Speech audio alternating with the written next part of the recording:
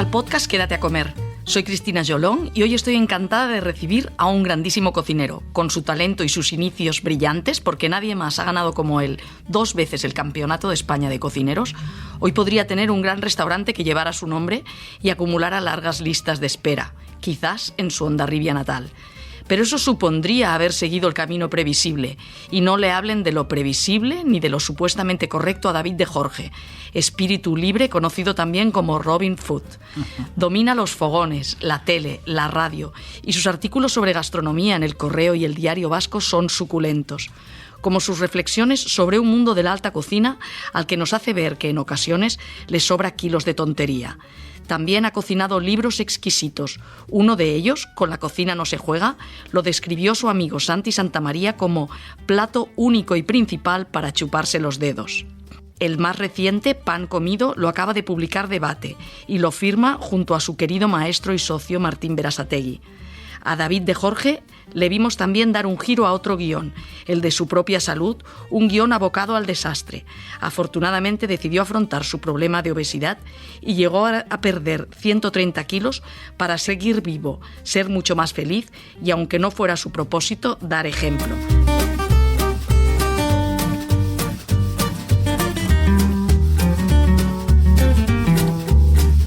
Bienvenido, David. ¿Qué pasa, Cristina? Me has parecido más chulo, me has hecho, ¿no? De tenerte aquí. Me ha encantado. Hemos empezado mojando los papeles. Ya.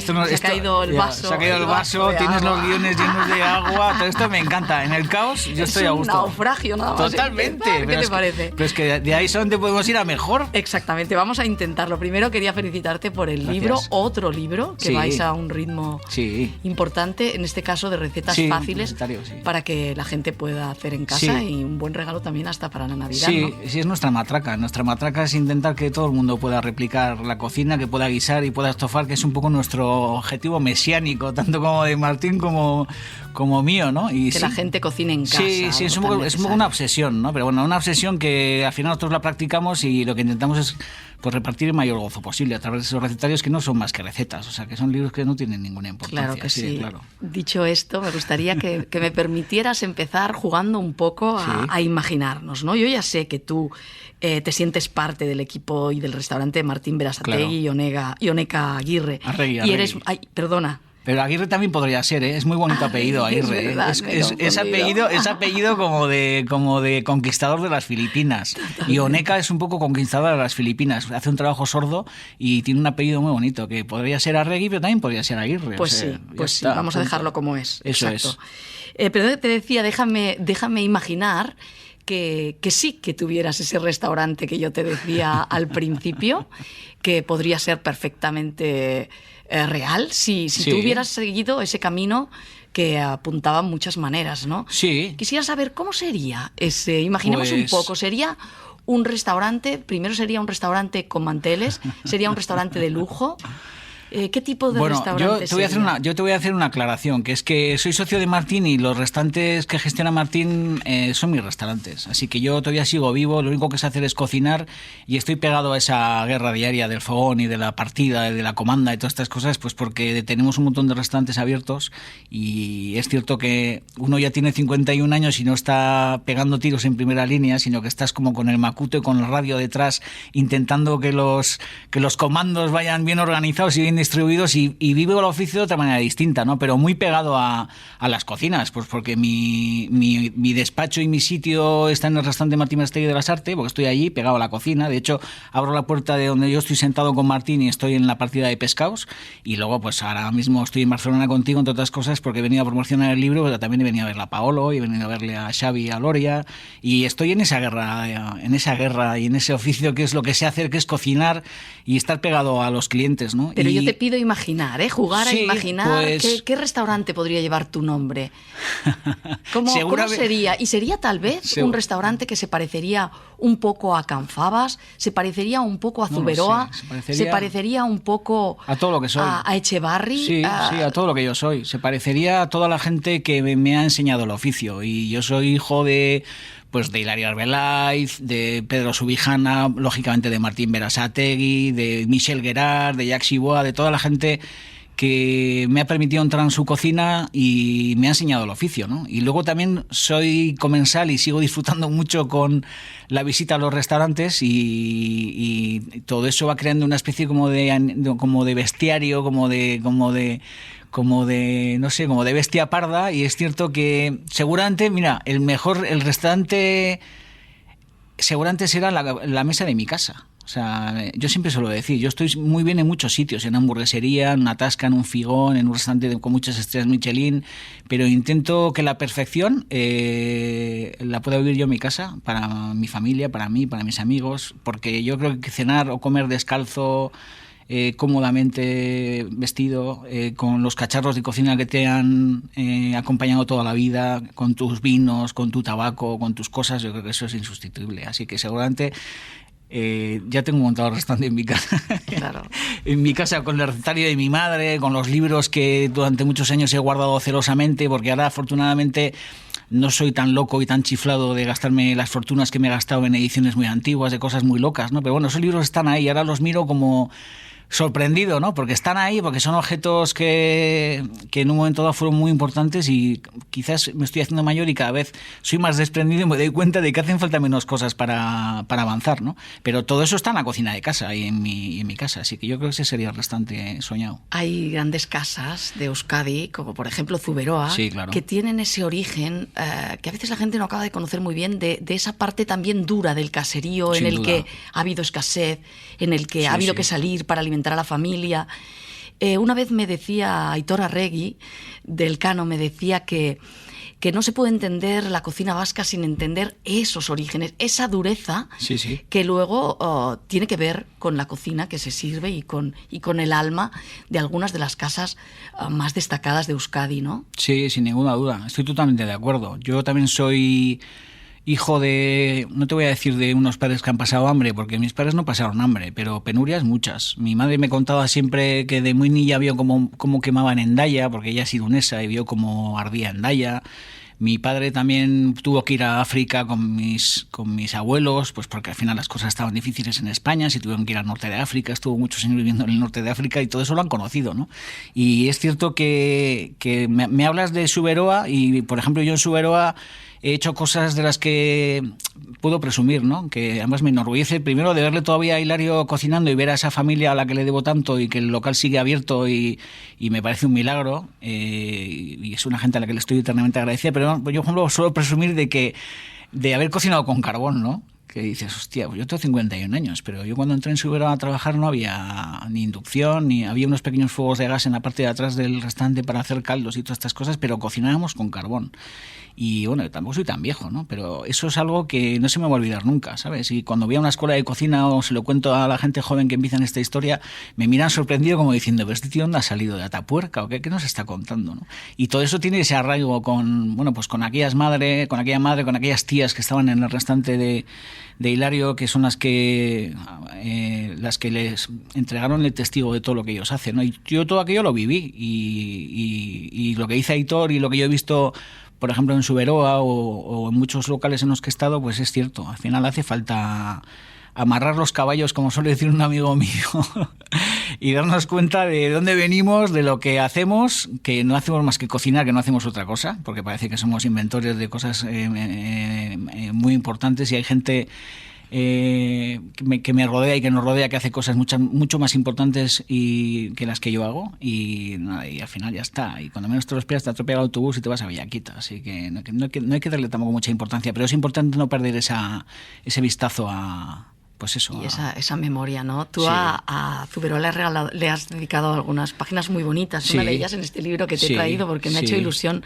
rescatar, en el que hay un dibujo muy bonito de la casa, del caserío, con unas raíces. Ah, sí, es verdad, es precioso. Con unas raíces, y dentro pone: el Zuberoa, uno de los mejores restaurantes del mundo mundial.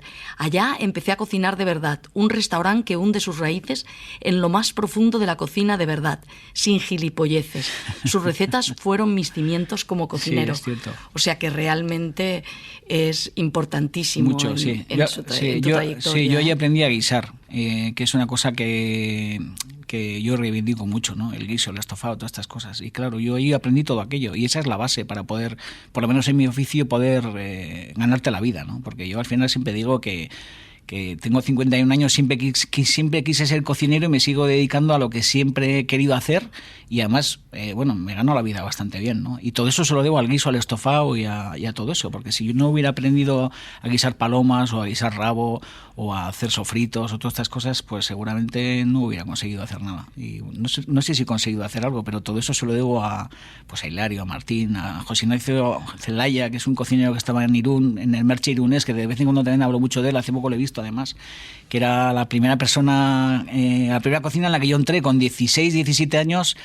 Claro, yo decía en casa que quería ser cocinero y mi padre no se rebelaba, decía, bueno, seguramente pensaría, pues qué fortuna de que mi hijo sepa lo que quiere hacer, ¿no? Pero de alguna manera intentaba como quitarme la idea de la cabeza y gracias a mi tío Jaime, que ha fallecido hace muy poquito, y mi padre, que los dos han fallecido ya, pues me metieron en el Merche, que era el mejor restaurante de Irún de aquella época, que pertenecía pues a aquella primera cocina vasco-francesa de los años 80, todas estas cosas.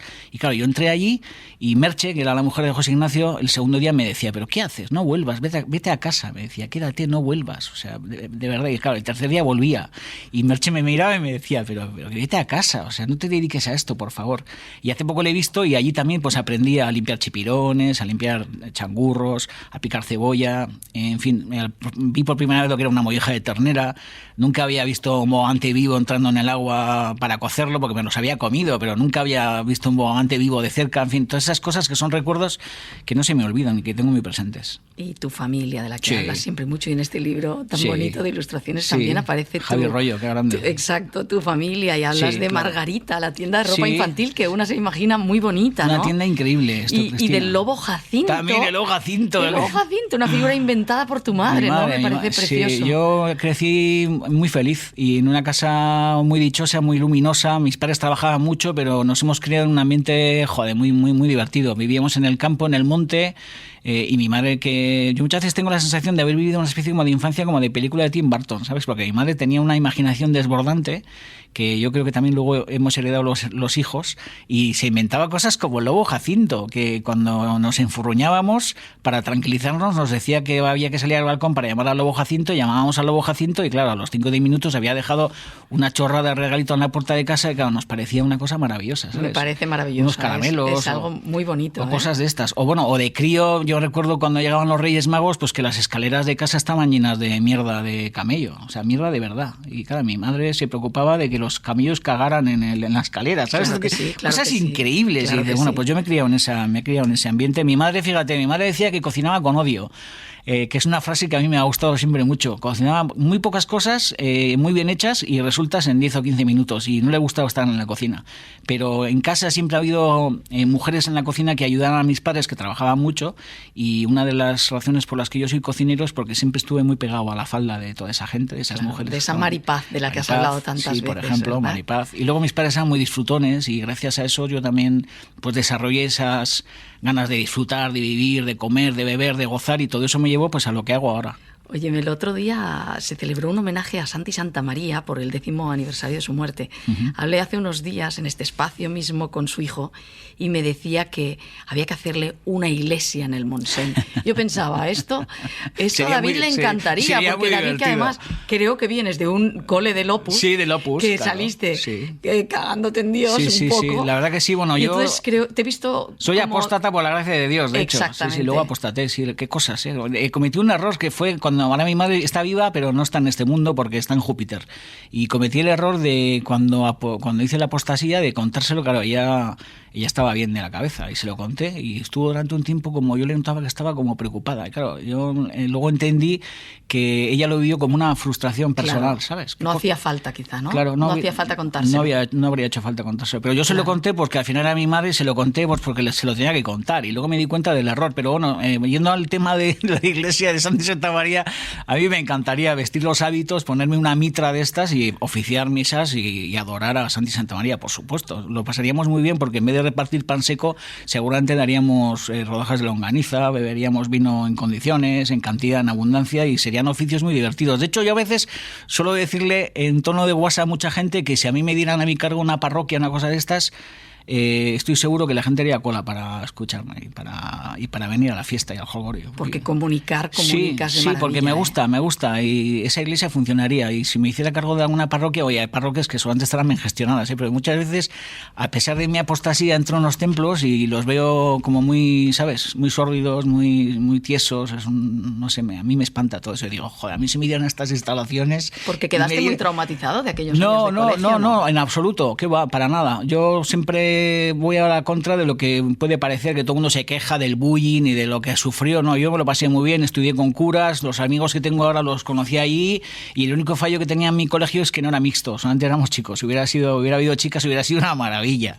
Pero no, ¿qué va? Lo viví con mucha normalidad. Lo que pasa que, bueno, pues aquello sí es cierto que me permitió vivir la religiosidad cuando toca, para ahora ya con 51 años ser totalmente, pues eso, consciente de lo que es toda esa historia. Entonces, bueno, pues hace ya muchos años. Has hecho tu evolución. Sí, exacto. Efectivamente, sí, porque hay gente que incluso a través de mi oficio yo creo que vive esa espiritualidad y esa religiosidad precisamente por no haberla vivido cuando toca, ¿no? Y no sé, si seguramente muchos colegas de mi profesión se hubieran estudiado en un colegio religioso y les hubieran dado la matraca contra esta historia, igual vivirían su oficio de una manera distinta como lo viven hoy, porque hay mucha gente que lo vive como de una manera muy trascendente, todas estas cosas, ¿sabes? Y yo todo eso ya lo tengo ya como superado. Pero a Santi en un altar sí que lo pondrías. Sí, lo tengo. De hecho, lo tengo en la cocina puesto. Lo sé. Tienes tengo unos cuadros de él muy bonitos. Sí, bueno, tengo una foto de todos mis maestros, unas fotos chiquititas y los tengo todos colgados en la cocina y ahí está Santi, claro que sí. Que no tuve el gusto de currar nunca con él en su cocina porque no estuve nunca trabajando en la cocina con él,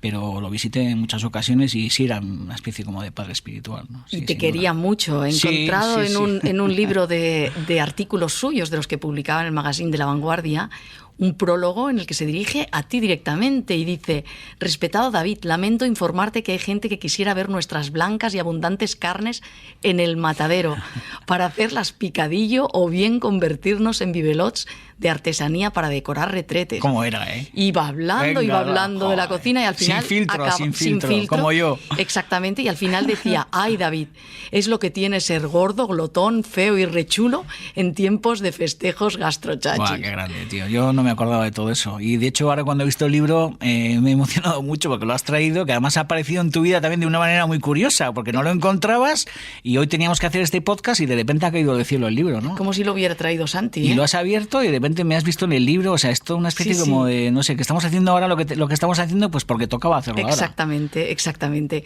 Yo le pregunté este verano a Ferran Adrià si no creía que al final el tiempo le había dado la razón a Santi Santamaría en algunas de las cosas que predicaba, ya que hablamos de iglesia, ¿no? ¿Y qué decía, Ferran? Él me decía que el producto estacional, que el amor al producto era algo que existía y que la filosofía slow food, de la proximidad, también existía. O sea, no le daba... No me daba la razón cuando... O sea, escaqueaba un poco el bulto. igual porque sigue en esa atrincherado, ¿no? Quizás nuestro oficio peca de eso, de que todos nos atrincheramos y estamos como convencidos hasta que nos pasan las cosas importantes de la vida de que lo que hacemos es lo más importante que se puede hacer, ¿no? Y de repente cuando la vida te pone frente a las cosas, lo que hablábamos antes, ¿no? Cuando no va a poner muy estupendo, pero cuando a la noche te estás solo en la cama y cierras los ojos y te das cuenta de las cosas importantes, o cuando te pasan cosas realmente duras o afrentas complicadas, pues te das cuenta de que nuestro oficio pues es que somos cocineros, ¿sabes? Entonces, bueno, ese atrincheramiento a mí me agobia bastante. ¿Tú sí crees que el tiempo le ha dado la razón? Sí, sin duda, sí, no tengo ninguna duda. Tampoco lo he pensado mucho, pero es cierto lo que tú estás contando, es una obviedad. También te digo que no hay un resurgimiento de la cocina tradicional. Yo creo que la cocina tradicional ha estado siempre presente, ¿sabes? Lo que pasa es que venimos de unos tiempos de bombas artificiales y de bombas japonesas en los que había pues unas posibilidades sociales y había una alegría en la cartera y todas estas cosas que nos ha posibilitado pues todo esto que hemos vivido, ¿no? Pero yo creo que esa cocina ha estado siempre ahí, entre otras cosas porque yo creo que también la gastronomía está en ese turrón de chocolate chungo que mucha gente esta Navidad Navidades va a comer o vamos a comer, ¿sabes? O sea, parece como que la gastronomía siempre son esas referencias, esos nombres, esas chorradas, ¿sabes? Todas estas historias, y no, o sea, eso es la punta de un iceberg que leemos en la prensa.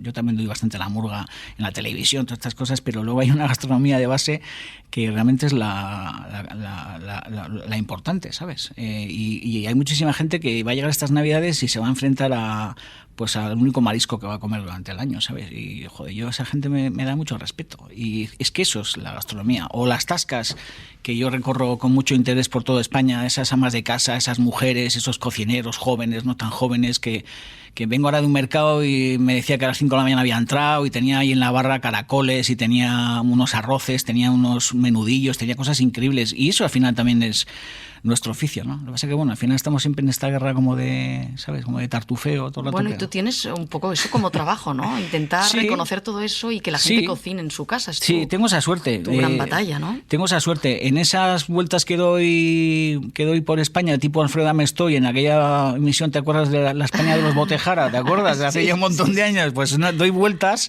y para hacer mi curro, que consiste en cocinar, estar con los equipos, ir a ver a productores, todas esas cosas, y al final doy tantas vueltas que, por supuesto, que te preocupas por saber quién está cocinando, por ir a los mercados, por visitar a productores que toda la vida quieres ir y nunca vas, y de repente dices, bueno, pues voy a ir, y te pasan cosas increíbles, y además, sobre todo, pierdes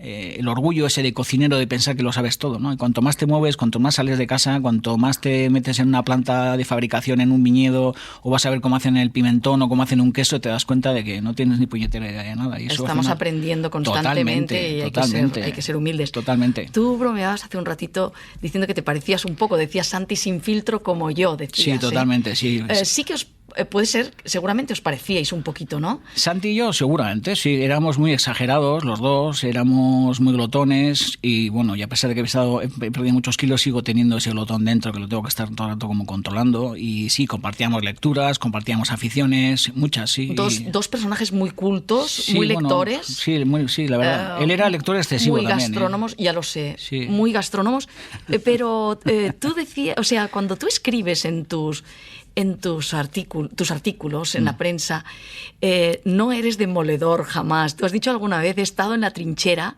sé lo que es jugarse los duros, sí. Y no me gusta ser un dedo inquisidor, ¿no? Sin ninguna duda. Si un sitio no me gusta, no hablo del sitio. Solo tengo claro. O sea, yo últimamente defino lo que hago crónica gastronómica protesta. Esto es una cosa que últimamente he pensado mucho. Digo que al final muchas veces hablo del restaurante muy poco, y me gusta soltar mis sapos y culebras o mis pensamientos positivos, que normalmente suelen ser siempre muy positivos, por escrito, y le cuento a la gente mis zarandajas, ¿no?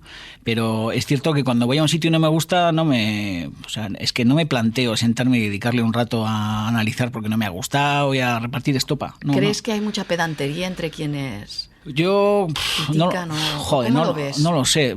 Yo, al final, el mundo es de muchos colores porque somos todos muy distintos, ¿no? Y cada uno ejerce su oficio y su trabajo, lo afronta como puede o como sabe. Y yo, al final, escribo mis crónicas porque tengo la suerte de poder publicarlas. Me encantaría no escribirlas porque muchas veces lo digo, hay gente que me dice, joder, si pudiera, si no tuvieras que trabajar más, seguramente seguirías escribiendo.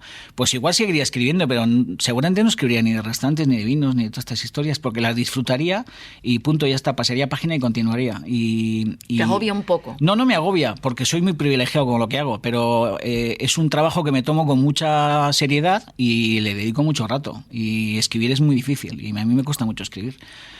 No escribo extremadamente bien, pero le dedico mucho. Escribes muy bien. Le dedico mucho rato, y si pudiera no lo haría. Y bueno, lo hago, pues ya está, y punto, encantado. Pero lo que te digo, al final, si hay algo que no me gusta, lo guardo en un cajón y fuera, ya está, y se acabó. Entro en los restaurantes siempre por la cocina, sé lo que es estar ahí en la trinchera, que vamos a hablar de trinchera, y como al final pertenezco a ese mundo, pues es que no se me ocurre levantarle la voz a nadie, ni puntuar, ni todas estas cosas. Y cuando escribes de vino me encanta, porque entonces dices, si quiere más información, sí, si quiere algo de búscate la vida, porque ya encontrarás a gente que te hable de retrogustos y todas esas cosas. Sí, o sea, yo gasto mucho dinero en comer, mucho, y en beber y todas estas cosas, y me planto ante botellas increíbles que disfruto como un auténtico enano, y bueno, luego a la gente le cuento lo que he bebido, no se me ocurre no sé, o sea, de hecho cuanto más bebo más me doy cuenta de que no tengo ni puñetera idea de nada, ni de Bueno, vinos, es lo que ni decías antes, es aprender nada. constantemente. Claro, entonces al final lo que cuento pues es un momento, y cuando me he bebido esa botella, como normalmente al rato me siento y escribo lo que me pasa por la cabeza, pues cuento con quién me la ha bebido, o cuento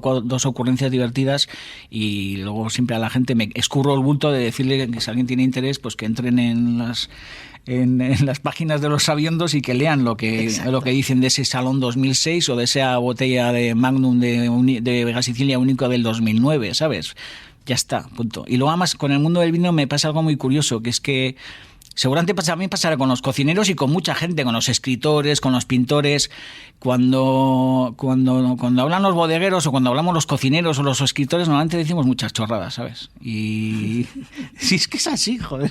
Se lo decía antes a Rusé, que hemos venido aquí con ella en el taxi, que está todo el rato en contacto con autores y tal, y a mí sería un trabajo que yo no llevaría muy cómodo, porque muchas veces cuando estoy en algún sitio alguien me dice, ¿quieres que te presente a este escritor? Yo no quiero conocer nunca ni al escritor, ni al vinatero, ni al cocinero, o sea, no me interesa nada porque... Te interesa su obra. Eso, sí, me interesa lo que hace, punto. Y seguramente a mucha gente le habrá pasado conmigo, que me han conocido y habrán pensado, el menudo tonto de lava, ¿no? Y ya está. Y muchas veces te vas a casa con la decepción de que has conocido a alguien que admiras porque lo lees y alucinas, o admiras lo que pinta y de repente lo has conocido en persona y te ha parecido un botarate, ¿sabes? Y eso es una decepción muy grande. En cualquier caso decíamos que no quieres ser el dedo inquisidor porque de alguna manera no quieres hacer daño tampoco no quiero hacer daño. Negocio, porque sabes lo duro también que es todo esto. Sí. Sin embargo, sí que has escrito varias veces, o te lo he escuchado en varias ocasiones, esta expresión que es aléjate de la gente tóxica. Sí, claro. Haz tu contabilidad y rodéate de los que merecen la pena. Si tu entorno es un caos, cámbialo. Sí. Bueno. Tú lo hiciste eso, ¿no? Sí. Profesionalmente, en el mundo profesional. Y en el personal también, claro, sí. Y en el personal también, y no te has arrepentido nunca. No, la verdad que no, al revés. No, ¿qué va? Vas afinando esa maquinaria y yo creo que también de una manera instintiva la vida te va colocando siempre frente al peligro, lógicamente, pero normalmente si eres una persona normal y repartes buen rollo, que es lo que yo hago, pues al final consigues rodearte de un entorno que no es tóxico, ¿no? Y bueno, es cierto que cuando eres más joven y quizás no pisas el suelo, pues te rodeas de gente que no tiene, con la que no hay afinidad, ¿sabes? Pero hay energía para salvar esa toxicidad. Muchas veces no te enfrentas a la decepción que puede suponer darte cuenta de repente un día de que alguien muy cercano te está constantemente poniendo palos en las ruedas o te está clavando puñales en la espalda y todas estas cosas. Pero bueno, al final yo creo que la edad, y yo ya tengo 50 años y soy joven, pero bueno, ya llevo un montón de años trabajando y he hecho una coraza de cocodrilo bastante gorda, te va colocando en tu sitio y al final eres, de una manera natural, yo creo que te rodeas de la gente que te facilita las cosas, ¿sabes? Ya está, punto, no hay que hacer otra cosa. Yo en mi caso en concreto, toda la vida me he arrimado a la gente más lista que yo para que no se me note mi torpeza. Te lo juro, o sea, que es un ejercicio que yo recomiendo a la gente. Rodéate de gente que sea mucho más capaz que tú. Sí. Y normalmente suele ser al revés. El ser humano es tan soberbio y tan orgulloso que lo que intenta es rodearse de gente mediocre para sobresalir. Eso suele pasarles a los mediocres, ¿no? Bueno, les pasa a los mediocres. Entonces, yo que intento rodearme de gente brillante, profesional y personalmente. ¿Hubo un antes y un después en tu vida, no solo profesional, sino personal, después de la etapa de Mugaritz? Pues sí, hay una constante, hay una evidencia ahí súper lógica, que es que en el momento en el que me quité de encima a esos compañeros, amigos, socios de trabajo tóxicos, me los quité de encima, la vida me ha resultado mucho más cómoda y mucho más fácil, por lo que te acabo de contar. Cuando de repente la vida te lleva... porque tienes energía, porque tienes ilusión, pero estás constantemente teniendo que sortear los envites de gente que se supone que tiene que colaborar y tiene que ayudar y hace justo lo contrario, y llega un momento en el que petas y dices, bueno, hasta aquí he llegado. Y en mi caso concreto te voy a contar que yo me fui de aquella sociedad y de aquella historia con una mano adelante y una atrás, que es una cosa que no lo he contado nunca, más que en mi casa, y te lo voy a contar a ti.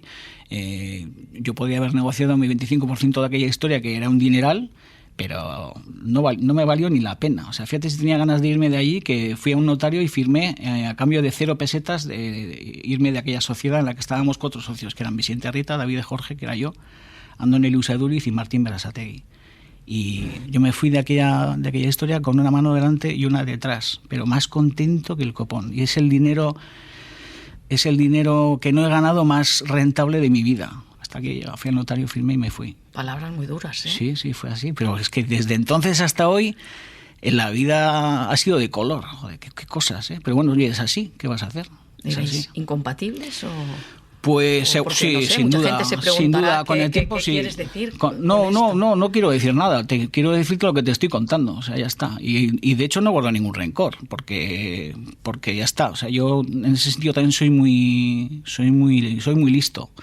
En el sentido de que cerré aquella puerta y se acabó, y no vuelvo a pensar en ella, no. O sea, es cierto que un tiempo después de aquello, pues hostia, sufres, porque sientes una decepción profesional y personal, pues porque al final pierdes amigos, pero claro, te das cuenta de que no eran amigos, que era gente muy mediocre, ¿no? Entonces, bueno, pues al final ese proceso que duró muy poco tiempo, pues fue un proceso doloroso, pero claro, de eso ha pasado mucho tiempo, y de hecho he dejado en el camino incluso kilos, he recuperado salud y bueno, y me sigo dedicando a lo que siempre me he querido dedicar, que es cocinar, y ahora mismo estoy rodeado de un entorno profesional y personal que es el que tiene que ser. O sea, hubo un tiempo en que, Andoni me explicó una vez que hubo un tiempo en que convivieron 2 cocinas, la tuya y la suya, la tuya mucho más clásica y las más... No sé, eso te cuento, Andoni. No sé, ¿Llegasteis a coincidir cocinando? Bueno, sí, claro que hemos llegado a coincidir cocinando. Hombre, de hecho, Mugaritz lo abrí yo. O sea, el primer año de Mugaritz lo monté yo.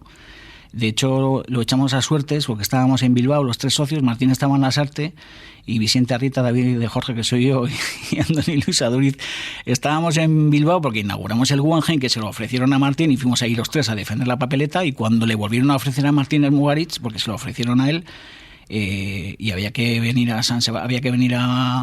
Oyarzún a abrir Mugaritz, a Rentería, pues me acuerdo que una mañana desayunando lo echamos a suerte los 3, echamos una moneda al aire, o no me acuerdo cómo lo hicimos, con unos dados, no sé, o con unos papeles y tal, y me tocó a mí venir a poner en marcha aquel proyecto. Y el primer año la obra la gestioné yo, y la decoración la gestioné yo, y me acuerdo que con mi padre pues fuimos a buscar una puerta que seguía estando allí de madera colocada, y bueno, en fin, un montón de objetos de madera para a los apliques, bueno, en fin, toda aquella madera, todo aquel rollo euskandinavo, que no sé si seguirá colocado, porque yo hace muchos años que no voy por allí, pues todo eso me lo saqué yo de la chistera. Y el primer año estuve solo con Martín, lógicamente, porque mis otros 2 socios, Martín estaba en Lasarte y Andoni y Vicente estaban en el Guggenheim. Y el primer año, bueno, pues todo era encantado, y hacíamos una cocina pues muy súper sabrosa, muy gustosa, teníamos el apoyo de Martín, y luego, bueno, pues todo aquello fue derivando hacia... pues lo que me imagino que harán hoy, no lo sé, pero es que tampoco me interesa, ¿sabes? O sea, echar la vista atrás no tengo ningún problema, porque todo esto lo estoy contando con mucho gusto, ¿no? Pero es que fue así. Entonces yo tampoco tengo la sensación de que hubo un momento en el que Andoni hacía su cocina y yo la mía, ¿no? Pues porque mientras cocinamos juntos, que fue bastante tiempo, porque yo lo inauguré, pero luego estuvimos juntos trabajando mucho tiempo, pues hacía platos y yo hacía platos, y de lo que nos preocupábamos era de que la clientela que venía al restaurante comiera bien, y de que los banquetes que hacíamos, que dábamos muchas bodas y muchas estas historias, pues que la gente se fuera contenta a casa, que es un poco el objetivo de todo este rollo, ¿no? Y luego, bueno, pues quizás por no haber vivido una adolescencia ligada a la religiosidad, pues de repente Andoni se volvió un místico bastante insoportable, ¿no? A mí me parece que es bastante insoportable. Y bueno, pues ahora él hace lo que hace, que no sé lo que hace, y yo hago lo que hago, y yo estoy bien en mi mundo, y él seguramente pues estará bien en el suyo, no lo sé. Yo alguna vez me había preguntado si el problema que tú tuviste, serio, de obesidad, sí, te impedía de alguna manera estar en el día a día de una cocina. Sin duda, claro que me impedía muchas cosas. O sea, el motivo principal, digamos, por el que tú no estuviste, incluso cuando hablábamos y bromeábamos al principio sobre el tener tu propio restaurante, ¿hubiera sido imposible? No. No, porque yo entonces tenía mis restaurantes, me refiero que al final yo tenía una sociedad con otros 3 socios que eran Martín y otros 2 socios más. Me refiero al día a día en los fogones, es muy complicado para alguien que tiene ese no, problema. No, porque... ¿Fue motivo para no estar? No, qué va. Vale. No, porque ten en cuenta que, a ver, yo cuando realmente le doy la vuelta a toda esta historia y me empiezo a dar cuenta de que o soluciono mi problema de salud o me muero, pues fue cuando tenía 40 años. Y todo eso ocurrió... pues un tiempo después de disolver todo esto que te estoy contando, ¿no? Y que iniciar mi camino junto a Martín, que es con el que sigo. Con Martín llevo 30 años y bueno, en aquello cruce de caminos en el que unos socios se fueron por un lado y nosotros nos fuimos por otro, al poco tiempo fue cuando le di la vuelta a toda esta historia y bueno, es un proceso que no termina, o sea, terminará el día que me muera, porque yo tengo que estar constantemente muy cauto y muy vigilante pues para estar bien, que imagino que es algo que tiene que hacer todo el mundo, ¿no? Pero ten en cuenta que cuando eres joven, aunque tengas sobrepeso, tienes mucha energía. Claro. Yo tenía una energía desbordante, sigo teniéndola. Ahora tengo mucho más energía que cuando tenía 20 o 30 años, porque ahora a mí me pasa que mis colegas que tienen 50, 55 años pues están quejicosos porque les duele la cadera, todas estas cosas y claro, yo ahora mismo me encuentro muy bien porque estoy viviendo... Mejor que nunca. Mejor que nunca, claro. Ellos cuando eran jóvenes estaban bien y ahora están viviendo...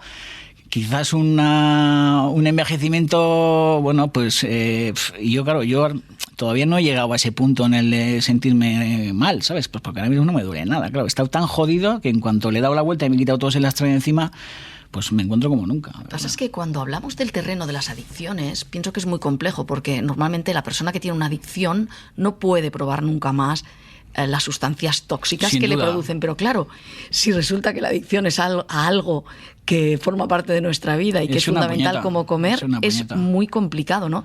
Pero Sí. trabajar en la gastronomía no es un poco como ser alcohólico y trabajar en una coctelería. Puede ser, lo que pasa es que yo le doy la vuelta. A mí me ha servido ¿Nunca te prohibieron trabajar en la gastronomía? No, que va, por Dios. Los médicos, quiero decir. No, jamás. No. Lo único que los médicos me aconsejaron cuando me tuve que enfrentar a una serie de operaciones quirúrgicas serias es que durante un tiempo pues no podía estar en la cocina, por razones obvias, pues porque tenía que hacer curas y todas estas historias. Pero yo le doy la vuelta. A mí todo esto me ha servido, o sea, ser cocinero me ha servido para que ese camino en el que sigo funcionando sea un camino divertido, saludable y que mi relación con el alimento y con la bebida sea mejor que nunca. O sea, si tienes las herramientas y sabes manejar los alimentos y cocinarlos de una manera saludable es mucho mejor, porque al final los médicos te pueden dar las instrucciones o te pueden decir qué es lo que hay que hacer, pero claro, no te dan la gracia de saber cómo aderezar las historias y tal, y eso lo tienes tú, ¿no? Eso lo tienes tú, pero supongo que también hay un trabajo psicológico importante, ¿no? Claro que hay un trabajo psicológico. Cuando yo te he oído muchas veces decir que sigues llevando un gordo dentro, que tienes que domesticar, ahí está. Siempre me acuerdo de una entrevista que le hice a Cristian Escribá, el pastelero, que me explicó un problema de adicciones. Él me decía... que está muy bien ahora, pero él me decía, te haces una operación de reducción de estómago y no eres consciente ni nadie te ha dicho que tú eras adicto a la comida, ¿no? O sea, claro, el problema es este, ¿no? Dice, de la misma manera que hay gente adicta a las dietas, al juego, a ir de compras o a ir al gimnasio, resulta que yo era adicto a la comida. Dice, y con el tiempo te das cuenta de que te has reducido el estómago, pero tu cabeza sigue siendo la de un gordo. ¿Qué haces entonces tu cerebro? Dice, cambias de adicción y empiezas a beber demasiado hasta que tocas fondo, ¿no? Ese es lo que vivió él, ¿no? Sí, bueno, cada uno lo viviera de una manera distinta. Claro, porque las adicciones de alguna manera están todas relacionadas, quiero preguntarte. Yo creo que sí, lo que pasa que están todas, por supuesto que están todas relacionadas. Al final... Que si no te puede salir por un sitio, te sale por otro. Vivir es tóxico. O sea, yo, por ejemplo, te tengo que contar que nunca me he drogado. O sea, pero no me he drogado porque el día que me drogue me voy a tomar toda la droga junta y voy a durar 20 días. O sea, yo nunca me he metido una raya de coca, y la he tenido muy cerca, ni heroína, ni todas estas movidas. Y, joder, tengo 51 años y he visto amigos morirse por eso y todas estas historias, ¿no? Y he estado en fiestas locas y todas estas movidas, pero nunca se me ha ocurrido, por ejemplo, probar la coca. ¿Por qué? Pues porque, joder, si me gusta la panceta, pues la cocaína me va a encantar. Entonces, bueno, pues en ese sentido sí he tenido esa precaución de ponerme morado a chorizo de Pamplona o beberme una botella de vino más a gusto que un arbusto o untar 3 barras de pan en un sofrito, pero no me ha dado por esas adicciones que seguramente llegan todas juntas, ¿no? No lo sé. Seguramente también por un tema educacional, porque en mi casa pues no hemos vivido las drogas tampoco de cerca, ni he tenido unos padres que chapaos a la antigua, que han currado mucho, que han dedicado toda su vida a la crianza de los chavales, a disfrutar ellos y disfrutar nosotros, y no he tenido que vivir sórdidamente en un barrio jodido, ¿sabes? Ese tipo de cosas, no lo sé. Tampoco lo he ido a pensar mucho, pero claro que tienen toda relación, sin ninguna duda. Una vez acompañé a un gran amigo mío antes de ingresar a un centro de desintoxicación, pues a esa primera visita que te hacen, y te hacen unas cuantas preguntas, y yo recuerdo que una de las preguntas era: ¿te levantas a medianoche y necesitas consumir? Y claro, la primera sorprendida fue yo cuando él respondió que sí, ¿no? Y entonces me he acordado de esto cuando escucho hablarte de las guarrindongadas famosas, porque tú dices a veces que, aunque tú creo que no lo haces así, pero que a veces se practican con nocturnidad y alevosía, ¿no? Sí, claro. Eso suena a drogodependencia total. Es que por supuesto que es drogodependiente a saco, por supuesto que sí. O sea, mira, yo he descubierto en los últimos años de mi vida algo que no había conocido nunca, que es llegar al alimento con apetito, con sed, este tipo de cosas, ¿no? Meterte en la cama con ganas, levantarte a la mañana con ganas de desayunar, todas estas cosas, ¿no? Claro, he vivido durante muchos años empachado, y cuando consigues rectificar el rumbo y reestructurar tu cabeza, tus hábitos alimenticios, todo este tipo de cosas, y vives más ordenadamente, de repente descubres el apetito, la sed, todas estas cosas, que yo creo que es lo que muchas veces nos falta para enfrentarnos a las cosas, ¿no? No solamente al alimento, sino a todo, a la lectura, a los amigos, a la familia. O sea, yo creo que vivimos como en una borrachera continua, y quizás hay un consentimiento social como bastante perjudicial, y hay que llegar a las cosas con ganas. Y yo en los últimos años pues llego a los sitios con ganas. O sea, vengo hoy a Barcelona contigo a estar contigo con ganas, me enfrento a la comida de mediodía con ganas, a la merienda de hoy si meriendo también con ganas, y luego mis objetivos son a cortísimo plazo. Cuando era muy crío y era muy tonto, pues tenía unos objetivos como muy mesopotámicos, ¿sabes? ¿No? Como muy inabarcables. Y claro, el tiempo también, ¿a qué te enseña? Tampoco me quiero poner el abuelo cebolleta, pero el tiempo te enseña a que tu proyecto más inmediato pues sea la comida de hoy a mediodía, o estar con vosotros, estar con los oyentes que están escuchando este podcast, o es intentar llegar a la cena de hoy pues con ilusión, y ver si mañana nos levantamos y podemos desayunar el pan tostado, prepararnos el café, ver cómo se levanta tu chica y se sienta contigo en la mesa, y sonreírle, darle un beso y limpiarle la taza y meterla en el lavavajillas, y que te mire así con cara de joder, muchas gracias, que voy con prisa. Pues esas cosas que al final es que son la puta vida, o ir a los restaurantes con ganas de comer, de disfrutar, y este tipo de cosas. Vivimos un poquito, tú lo has dicho muchas veces, empachados también de todo, ¿no? De información. Sí. De todo, ¿no? De todo, es un horror, sí, es un espanto, sí, es cierto. Yo cada día vivo más, soy más ermitaño, no lo sé. Al final me toca relacionarme pues porque me toca, y hago siempre un chiste muy fácil, porque cuando la gente me conoce y se sienta conmigo un rato, la peña alucina de que pueda estar callado mucho rato, ¿no? Porque yo soy un puto pelma, y a la gente le hago el chiste de que yo solamente hablo cuando me pagan. Y jaja, la gente se ríe y tal, pero es cierto que abro la boca en contadísimas ocasiones, y luego cada vez voy intentando deshacer ese camino, y me gusta más la contemplación, ¿sabes? O sea, no hacer nada, porque estamos todo el rato como obsesionados con hacer cosas, y cada vez intento hacer menos cosas y poner la mente en blanco y hacer lo que estoy haciendo. Si me estoy fumando un tabaco, fumar un tabaco, o si me dedico a estar una tarde sentado en una terraza de casa viendo cómo están floreciendo las hortensias, pues dedicarme a eso y estar un rato y, oye, ponerme un chupito de algo o apagar el teléfono, ese tipo de cosas que yo creo que no hacemos, porque incluso cuando nos vamos de vacaciones estamos como planificando también las vacaciones como para llenar las horas de un montón de cosas, porque parece como que nos da miedo estar solos o la lectura o ¿sabes? O que no haya ruido, y yo cada vez me gusta más justo lo contrario. Me gusta el no ruido, la no acción, ese tipo de cosas, y no sé si es porque me estoy haciendo mayor, pero bueno, es a lo que aspiro, pero a los objetivos a corto plazo. Por ese exceso. Pues seguramente. El otro día decía en este mismo podcast Albert Adrià que vienen unos tiempos diferentes y que los restaurantes también a lo mejor tendrán que ser diferentes. Sí, seguramente. ¿Tú crees que más cuchareo Joder, no lo sé. o que por dónde no lo sé. ¿Dónde lo ves? A ver, el mundo es muy ancho y a ver, hay gente para todo. O sea, venía para aquí para estar contigo y me he fijado en el autobús, y dentro del autobús en Barcelona había gente de muchos colores, no sé, había un tío con un sombrero de copa muy divertido, había una señora mayor vestida como con color amarillo, y digo, hostia, pues al final yo creo que habrá restaurantes y habrá cocineros para toda esta diversidad multicultural que hay en el mundo, ¿no? Porque es que el mundo es muy ancho. Al final siempre estamos hablando de la cocina española, de que somos los más listos y tal. Y claro, te montas en un tren, o coges un avión y cruzas el charco, te das vueltas por el mundo y el mundo es muy ancho. Hay gente que pasa hambre, yo qué sé, o sea, no sé, pero habrá cuchareo, por supuesto. Habrá tontos, habrá altos, habrá delgados, habrá...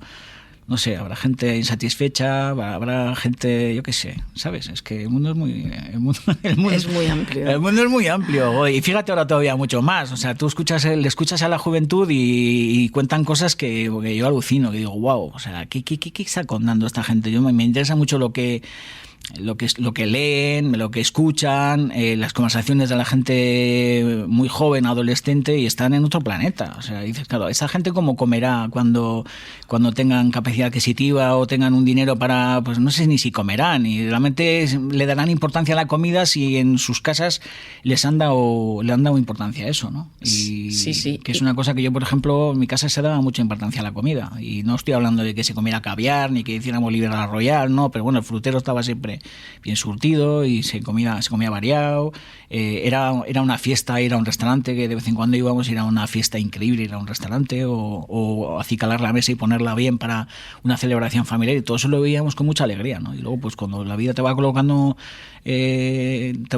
como protagonista y tú puedes invitar o te puedes gastar el dinero en lo que tú quieras, pues ¿en qué te lo gastas? Pues yo en mi caso me lo he gastado mucho en comer, en beber, en libros, en ese tipo de cosas. Si hay un tema que está encima de la mesa en los restaurantes y de lo que se está hablando cada vez más, es de que hay que replantear la manera de gestionar también las horas, o sea, de hacer un oficio un poco menos salvaje de lo que tú conociste en unos inicios, ¿no? Sí, mira, hay un personaje que yo le tengo mucho cariño, que es Marcelo Tejedor, que yo me acuerdo ya hace muchos años que cuando lo iba, que es un astronauta, Marcelo es un astronauta, nos queremos mucho, pero como por esporas, porque nos vemos poco, pero hay como una especie como de comunión con él y con muchos otros cocineros. Pero yo me acuerdo hace ya un montón de años que ibas a comer a su casa de Santiago de Compostela y, joder, cocinaban y te ponían el plato en la mesa, ¿sabes? Y, hostia, la gente le da mucha caña a estas cosas, ¿no? Y dices, bueno, pues ahora es lo habitual, ¿no? O sea, hay gente pionera que hace ya muchos años cocinaba, guisaba, se quemaba las pestañas al fuego y hacía cosas que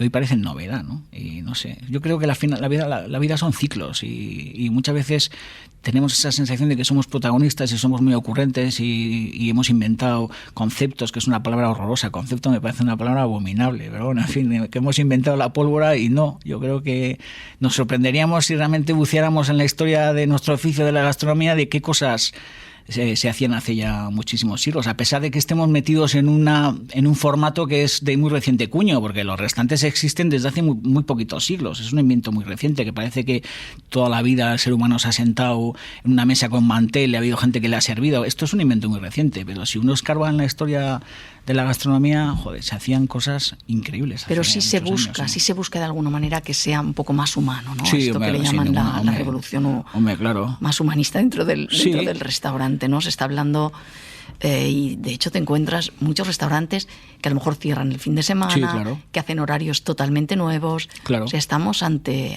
un cambio, supongo. Sí, como diría el listo, ante un nuevo cambio de paradigma, ¿no? Que también son esas palabras como el cambio de paradigma, sí. Que lo dices y parece que eres Luis del Olmo y tal, como usted que ha dicho y tal.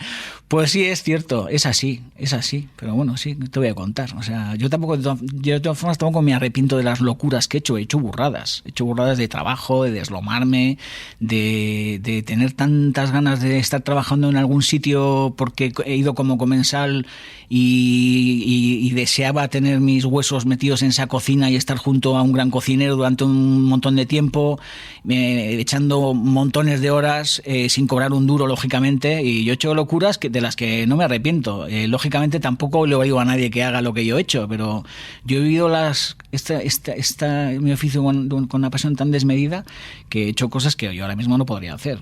Primero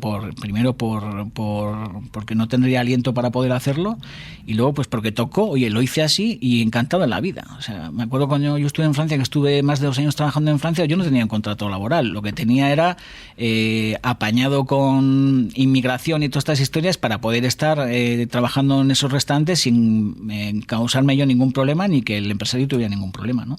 Pero claro, yo no tenía ningún tipo de atadura familiar, ni tenía hijos, ni, oye, tenía un dinero ahorrado, mis padres me ayudaban, esos campeonatos de España que dijiste por ahí que había ganado, pues al final me dieron un dinero que empleé para formarme. Y claro, yo estar de repente en la cocina de Michel Grau trabajando, habiendo estado como comensal durante muchas veces y soñando con poder estar algún día a pie de fogón con un gorro y una chaqueta almidonada trabajando, pues claro, yo estaba ahí y decía, hostia, ¿qué es esto? ¿No? O con Chihuahua, toda esta gente, ¿no? Y dice, bueno, ya llega un momento en el que vas evolucionando y de repente, bueno, pues te llega tu primer sueldo unos años más tarde, ¿no?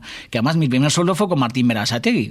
Yo me acuerdo que Martín me llamó después de estar en Francia y me dijo, ¿quieres ser mi jefe de cocina? Y le dije, claro. ¿Y cuándo empiezo? Mañana a la mañana, ya está. O sea, no hablamos de dinero, ni cuánto me vas a pagar, y bueno, oye, pues es que las cosas eran así. Yo, lógicamente, entiendo que ahora las cosas no pueden ser así, porque no son así. Y de hecho, por eso estamos hablando de lo que estamos hablando, ¿no?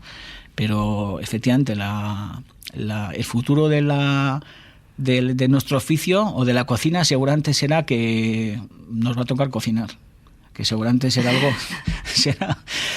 algo que en los últimos años hemos hecho poco, ¿sabes? ¿Cuál es el futuro de la cocina? Pues que habrá que ponerse a cocinar. Y habrá que tratar bien a las personas, y habrá que tratar bien a los empleados, o debería ser siempre así, ¿no? Sí, se acabó hombre, esos tiempos de los gritos también, ¿no? Yo no he vivido los tiempos de los gritos, ¿eh? Cuando eres más joven y eres jefe de cocina, por supuesto que ejerces tu trabajo de la mejor manera posible y quizás como eres joven y tonto, pues igual te pegas 4 gritos más altos de lo que tienes que pegar, pero porque tienes 22 años y eres tonto del culo, ¿no? Pero, hombre, yo he estado en obradores en los que el maestro te da la espalda para que no veas lo que está pesando, y he conocido los cuartos de la formulación en los que se metía una persona o dos para poder pesar las historias, porque yo trabajo en un montón de sitios, obradores y tal, y yo todo eso lo he conocido. Bueno, yo no he conocido ni el castigo físico, ni todas estas historias, ni los gritos, ni me he sentido nunca en ningún sitio mal, porque me habría ido. Y, joder, oye, he estado en muchos locales. Pero habrás visto.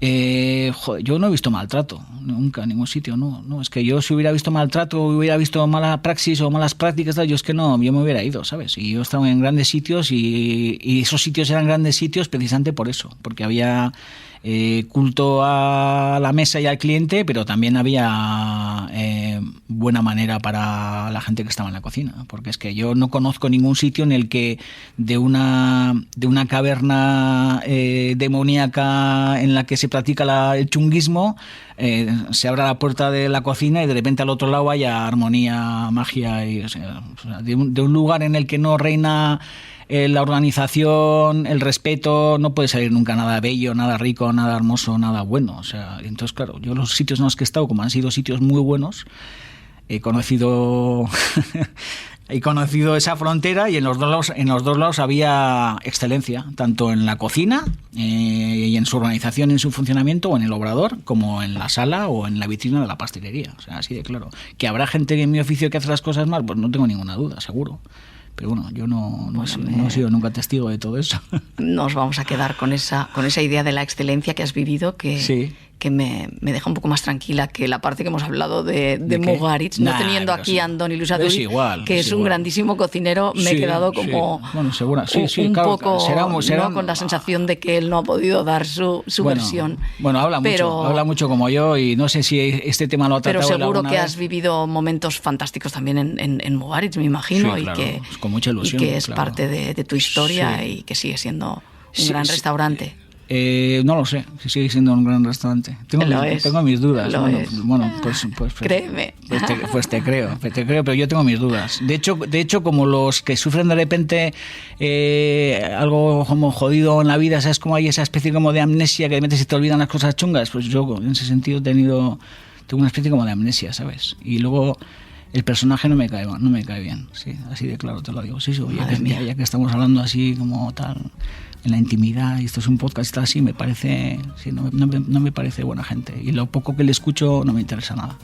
Sí, yo he de decir que a mí me parece buena gente, pues y un gran profesional. Pues perfecto, pues por eso estamos hablando, claro, civilizadamente. Claro, a ti te parece una cosa y a mí me parece otra. Claro que sí. Bueno, te lo cuento, y se lo cuento a tus oyentes con todo el respeto al mundo. Sí. Bueno, pues oye, muchísimas gracias por la conversación, por tu sinceridad. Sí. Y mucho éxito. No tengo filtro, como te has dado cuenta. Ya lo veo, no tienes filtro. Pero bueno, me lo he ganado a pulso. Bueno, pues a seguir adelante. Muchas gracias. Un abrazo. Gracias. Gracias. A ti.